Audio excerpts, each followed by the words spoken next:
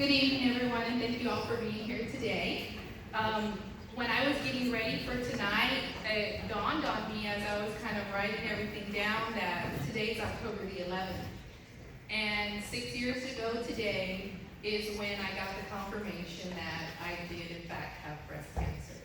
So I'm going to share that story with you, everything that we kind of went through as a family together, how it led up to the disease, treatment, and post-treatment. My name is Danae Quijano, and I've been married to my husband Frank for 19 years, and we have two beautiful kids, Amelia, who's 15, and Elliot, who is 12 years old. And before 2013, I would have described myself as a full-time working mom and wife and an athlete. But in 2013, I added the title of survivor to that list.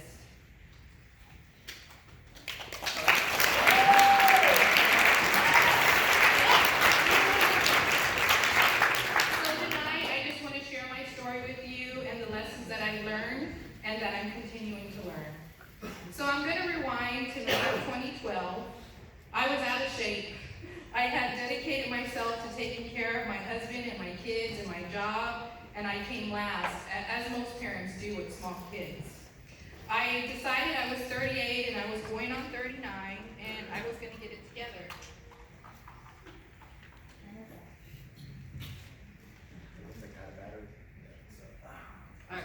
So yeah, I was 38 going on 39, and I decided that I was going to get it together before I turned 40. I found a half marathon training group, and I told my husband for Mother's Day to sign me up for the marathon training program.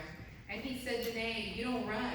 And I was like, I know I don't, but it's $120, so just do it. Maybe it'll stick. And it did. And I trained for the half marathon, and in 2012, I completed my first half marathon. And in 2013, I began triathlon training. And during that season, I completed 6 sprint triathlons during that summer. And I had a great time, and I was in great shape, felt great, everything was going great. My kids were healthy, my family was good, everything was perfect. I remember that summer, the last triathlon that I did was on August the 24th. And it was hot, it was the end of August, and I remember being on the last leg of the run and thinking to myself, what's wrong with me? Like, why am I doing this? It's hard, it's hot, it's horrible. This is awful. Why am I putting myself through this? Little did I know that in 2 months, I'd understand why. The physical and mental endurance that I received during that training and that I put myself through was getting me ready for the biggest fight of my life, which was breast cancer. On August the 27th, 2013, I turned 40. I knew I was supposed to have a mammogram, but I didn't do it immediately. There was no rush. I was young. I was in the best shape of my life. No one in my family had breast cancer. And, I hadn't even had a cold in a year. So, I didn't see an urgent need to hurry up and do it. But I did call my doctor's office, my OB, and just ask about it, like, hey, I'm 40, so what am I supposed to do about this whole mammogram thing? I know you're supposed to have them when you're 40. And they said, we'll call and we'll schedule, we'll call in the order and you can just make the appointment whenever you want to. And I said, well, I think I see the doctor at the beginning of the year, so I'll just wait until then. And the nurse said, no, I'll call in the order, just call whenever you have time. So I said, okay, hung up, didn't make the appointment, just got busy. It was in the middle of the day at work. And so I went on with my life. Another about 6 weeks went by, and it was October. It was the first week of October, Breast Cancer Awareness Month. And I had seen something online about conducting breast exams. So it reminded me to do it. And I did conduct breast exams, but I didn't do them, on a monthly basis like you should. I just did them whenever I thought of it. And so that night, when I saw the reminder, I said, hey, I'm going to do one. So I did it. And when I was doing the breast exam on my left breast, I didn't feel a lump, but I thought, I don't know if the side of my left breast feels the same as the side of my right breast. And so the kids were already asleep. So I went to my husband and I said, hey, feel my breast. Do they run the same to you? And he didn't say no. And he did. And he said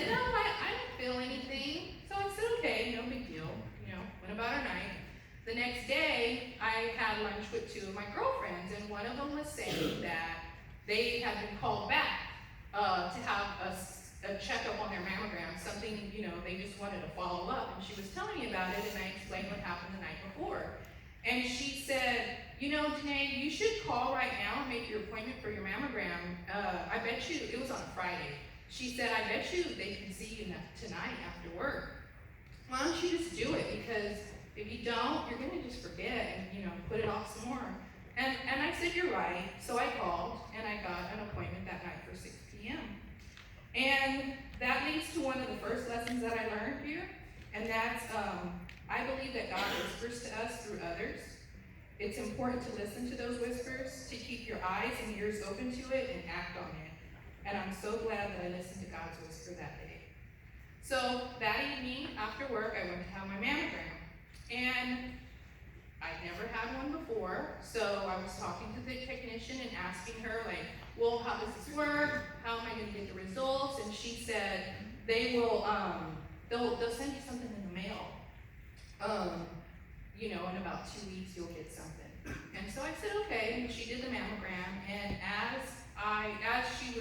when she was done, she walked by me, and she did it very nonchalantly, and she said, if you want, you can call your doctor on Monday, and they'll have the results for you. And I thought, well, that's strange, because she just told me they'd send me something in the mail, but whatever. Didn't give it too much thought. I was training for my second half marathon, and so I, went my evening, I got up early in the morning, and I ran 12 miles. And, didn't give it a second thought, because I just ran 12 miles. How could anything be wrong, right? So on Monday, October the 7th, I did what she told me to do, and I called the doctor's office. And I talked to the nurse, and the nurse said, no, we don't get the results that quickly. You'll just get something in the mail, just like the technician said. Okay, go about my day. At 1 o'clock, my phone rings again, and it's my doctor on the phone. And she said, Danae, I haven't seen your mammogram, but the radiologist just called me. There's a problem. You need to get into my office right now. And at that moment, my life changed forever. The next 2 days were a whirlwind. I felt like I was in the incredible race. I ran from test to test, and I had a biopsy within 2 days. My doctor wasn't messing around, and she was rushing everything because she was a breast cancer survivor, and she realized the importance of moving quickly. On October the 11th, the biopsy results were in. I had invasive ductal carcinoma. My doctor knew I would need chemotherapy immediately without knowing my staging or having even seen an oncologist. On October the 14th, I had a port implanted into my chest on the right side so I could receive chemotherapy. In a 10-day period, I went from living a normal life to having a port implanted in my chest. On October the 15th, I met with my oncologist for the first time, and he told me that I had stage 3C breast cancer. It was in 10 of my lymph nodes, and it had metastasized outside of my breast up to the lymph nodes in my collarbone. The thing that I thought I felt on the left side of my breast was a tumor, and it was huge. It was the size of a mandarin orange. But because of the location of it and the fact that I had dense breast tissue, the doctors couldn't even feel it. It could only be detected by a mammogram. Talk about getting kicked in the gut. There are 4 stages to cancer, and I was 40 years old, and I was diagnosed at stage 3C. On October the 17th, days after having my mammogram, I began chemotherapy. It was a nightmare that I was awake for. My life would change forever. From October 2013 till December 2014, so a year and a few months, I was in treatment. I had 6 months of weekly chemotherapy. I had a double mastectomy. I had 6 weeks of daily radiation, breast reconstruction, and a full hysterectomy. To date, I've had a total of 9 surgeries. But by the grace of God, and for whatever reason, I'm still here. And I'm so grateful for that. To this day, it still seems unreal what happened to me. Sometimes when I look back, it's like it happened to someone else because it's so unbelievable. Treatment that you have to endure when you're diagnosed with an advanced stage cancer, it's torture, both physically and mentally. And that's why early detection is so important. In my case, I don't really know what I could have done differently because I was young, and the protocol is that you don't receive mammograms until you're 40. I'm just thankful that I went when I was 40 and I found it in time so that it was at least treatable for me. So now that treatment is over, what's next? Let's talk about remission and post-treatment. Everyone says, yay, you're done, it's over. Wrong. What I found was that the hard part was just beginning. You're in survival mode during treatment, and you don't deal with the trauma of what you just went through. It comes on hard post-treatment, and it knocks you on your butt. All cancer patients deal with PTSD post-treatment. It just goes hand in hand with cancer. I found a wonderful faith-based counselor, and I had to grieve my old self, and it took me many hard months. I had to learn to be gracious and patient with myself, which is not an easy thing for me to do. Sometimes I look at the picture of me before cancer, which was up here earlier, had long hair, I still do, but I look at that picture, and when I see that picture, it's kind of like, she's kind of like a girl or a child I lost. I look at her and I say, what would she have become?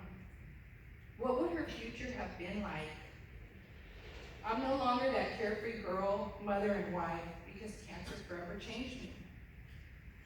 Sometimes when you're going through the process of putting your life together post-treatment, you take 2 steps forward and 3 steps back. But what's important is that even with steps back, you get up and you move forward. The medication they put you on post-treatment to help prevent recurrence wreaks havoc on your body. It causes weight gain, joint pain, loss of sleep. The side effects go on and on. But they tell you, if you take this pill, it's going to prevent the chances of it coming back. So you take the pill and you deal with it. One thing to remember is just because someone is done with cancer or cancer treatment and remission, it doesn't mean it's over. The emotional toll of the tests and checkups go on for years. Every time you have any pain, you have to pay attention to it and ask yourself, is this just related to regular aches and pains and getting older? Or is this a sign of recurrence? It's 6 years later. Does it look like I experienced all that I just explained to you? No. If you were to see me on the street, would you have any idea? No. You wouldn't, but I did. It took a lot of hard work, a lot of mistakes, and a lot of lessons learned to rebuild my life after cancer. I'd like to share with you the lessons that I learned from it, in hopes that maybe these lessons that I learned can help you. They helped me become a better and stronger person. Life is hard. We all have our own challenges, and mine was cancer. Someone else, it may be divorce, addiction, problems with your kids, emotional problems, financial problems, whatever the problem is, it impacts you. It makes your life hard and challenging. And I'm hoping by sharing my experience and the lessons I learned, it can help anyone who's faced with the challenges of life, not just cancer. It can help them endure, survive, and live on. The first lesson regarding breast cancer is that it does not discriminate, as Jan explained. You don't have to have a family history to get breast cancer. You don't have to be more mature in age. It seems like more and more women are getting breast cancer at a younger age, if I'm quite honest with you. I know many women who are in their 20s with breast cancer. I've known women who were pregnant when they were diagnosed with breast cancer and had to go through treatment pregnant. It happens to any type of women of all ages and all races, and it happens to men too.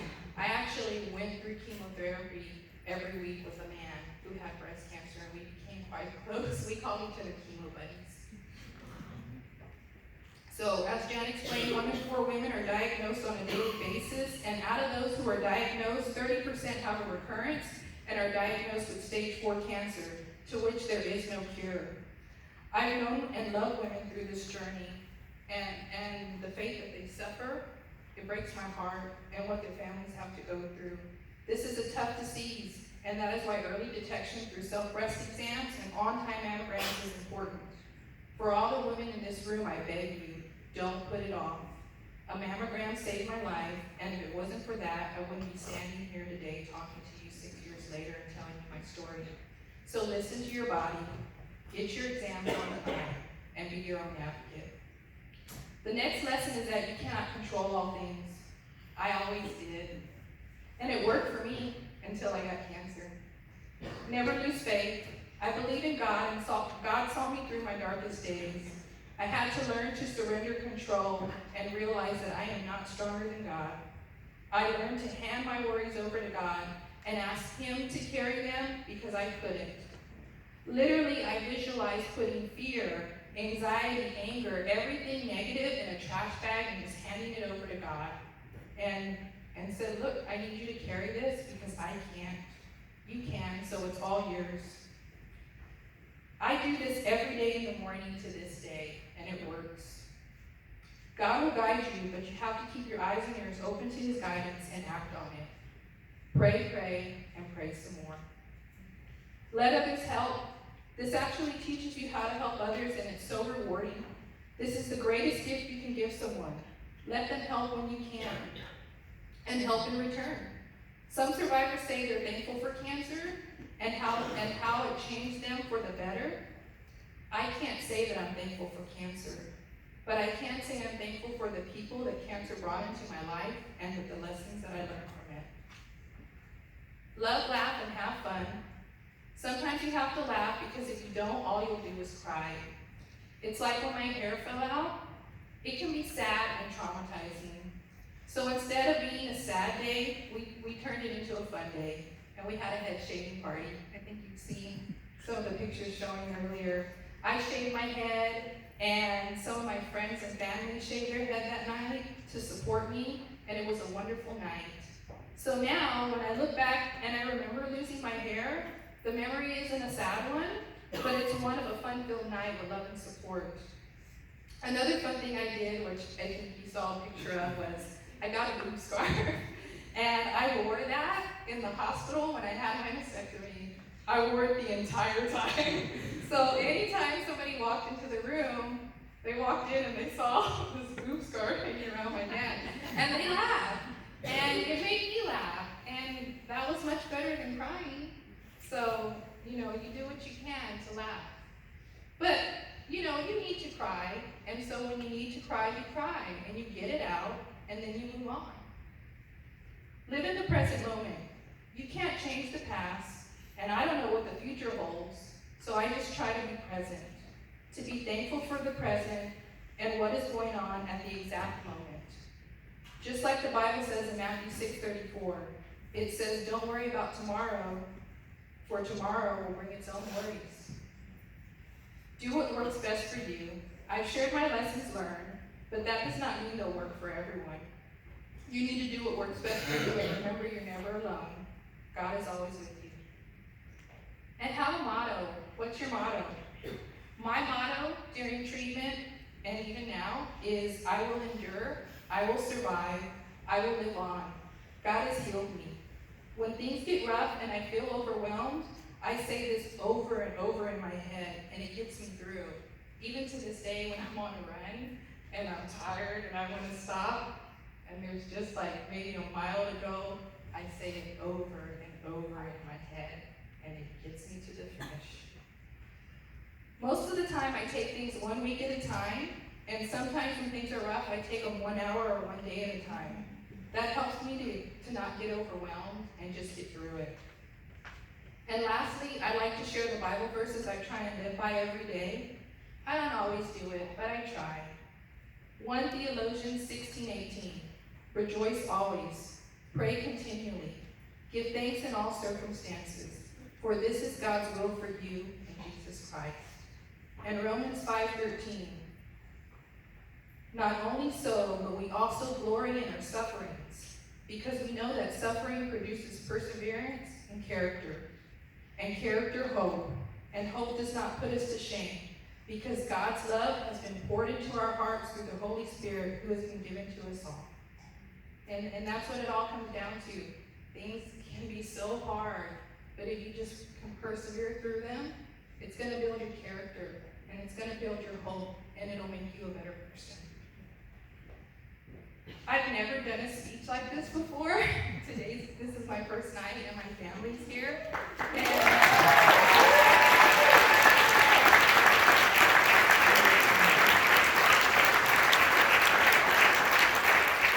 I had told them, I'm not looking at y'all. I'm going to do this, but I'm going to look at them right now. I would like to thank my family for being by my side every step of the way. Being a co-survivor is harder than being a survivor. My husband, Frank, was my rock that carried the weight of his family on his shoulders, and he still does. He has stayed committed to me and his vows to me. I remember when I was first diagnosed, I said to him, I remember sitting on our bed, and I said, Frank, I'm going to lose my hair, I'm going to lose my breast, and I'm going to lose my uterus. I'm not going to be a woman anymore. And he said, Janae, I don't care about any of that. None of that matters. All that matters is that we have you. This journey was so hard on him, and he dealt with it with such grace and strength. And he always stayed committed to me and the kids. So thank you, Frank. I love you, baby.